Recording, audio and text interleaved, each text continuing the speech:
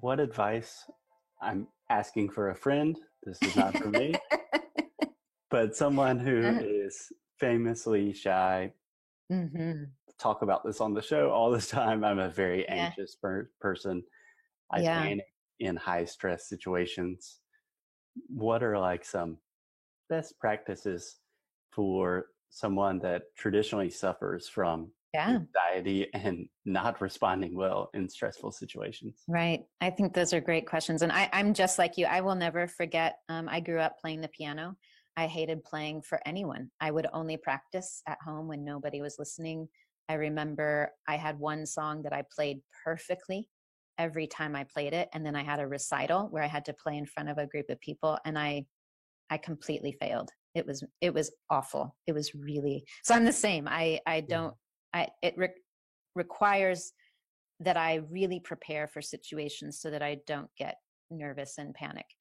So for students who are struggling with the job interview process, it really is about taking the time to recognize that you have high anxiety and to say that that's okay. Of course, anyone is nervous in a job interview, but some of us do suffer more with that. And when we're doing it in another language, it takes that anxiety to another level. I think a lot of students, when they're preparing for a job interview, they start Googling, trying to find information about how they should answer specific questions. They read things online. Maybe they listen to some, you know, podcasts or something. Um, so they do all of that, but they don't actually, that's not preparation. That's research. Right. It's not preparation. Preparation is saying, okay, here's how I could answer this question. I'm going to I'm going to create my answer to that question.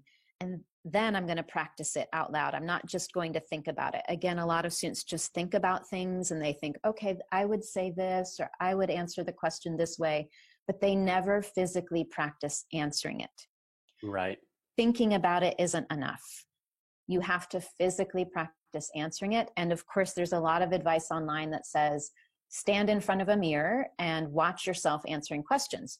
That's great. At least you're saying something out loud. But I would take it a step further and say, take a question like, tell me about yourself, prepare your answer, practice saying it out loud, record it, listen to it, and see what you think. The first time you listen to it and the first time you answer that question, I'll be honest, it's probably not going to be great. You're Of going course. to hear yourself. You're going to have that high anxiety. You're going to hear all the mistakes that you've made. You're going to hear your accent and think maybe your accent's too strong. There's a lot of responses that we have that first time. But the great thing about that is you can look at all of that and say, okay, well, what do I need to change so that the second time I record this, it's better and I'm more comfortable with it and I like it. So you can record it again and make those changes, listen to it and say, oh, okay, great. That one was better. I like that better. I like that word I used, or I feel like my grammar was better. The more that you do that, the more prepared you are to answer that question, the more sure you are about your answer. You've also, through that process of repetition, you have locked those words and your answer into your mind so that when you're in a higher stress situation, like the real interview, you're not as likely to lose those words. Those words will be there for you when you need them to answer that question. Right. Then I think with all of that, I'm also a huge advocate for breathing. It's really important to breathe. Yeah. Don't forget to breathe. Yeah, take some deep breaths. I always tell my students in the course, the best way to breathe when you need to calm down is to imagine that you're smelling something beautiful. So whether it's, someone walks into a room with your favorite perfume or cologne and you just take this deep breath to appreciate the smell, or you walk into your grandma's house and she's making fresh bread or your favorite pasta sauce. Like when you walk into a room and you have that experience, you take this really deep breath in to enjoy all of that and appreciate it, and it calms you down. And that's the best way to breathe when you're Yeah. feeling anxious. Yeah. In through your nose, Yep, through your mouth. exactly. Yes. Yeah. I'm a Mm-hmm. big advocate for breathing. I have a lot of situations where I forget to breathe and I Yeah, wonder why I am panicking. And it's right. because there is no oxygen going to my Right, lungs. right. And when you have that oxygen, it also clears space in your mind. It relaxes your mind a little bit.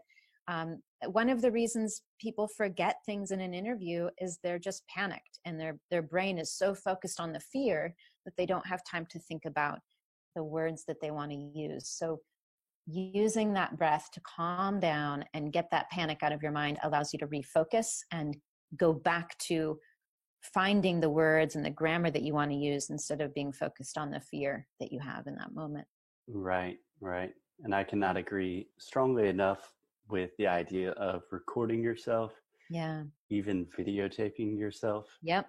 Yes. because when you do that, it's not rocket science like what you need to change. I Mm-hmm. had to do this consistently during business school, and Mm-hmm. immediately when they turned on the camera, they would make Mm-hmm. us do this in front of other people, which was not fun. Yeah, I would hate that. It was terrible, terrible torture. But immediately you can see, like, oh, my posture is awful. I'm not Mm-hmm. breathing. I'm moving around a lot. I'm speaking Mm-hmm. super fast. Right. The changes you need to make are normally relatively obvious. Yeah. Yeah. And you don't know them if you never, again, it's that idea of if I think about this or if I do some research on Google, if I look at some blog posts, I'll be prepared.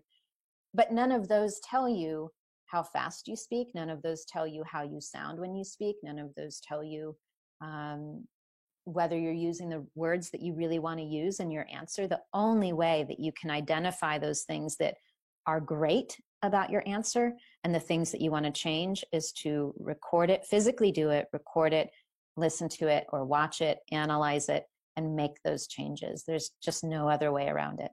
Absolutely. Yeah, I agree with that very strongly. Yeah. So, can I ask you another question? Yeah. Again, asking for a friend.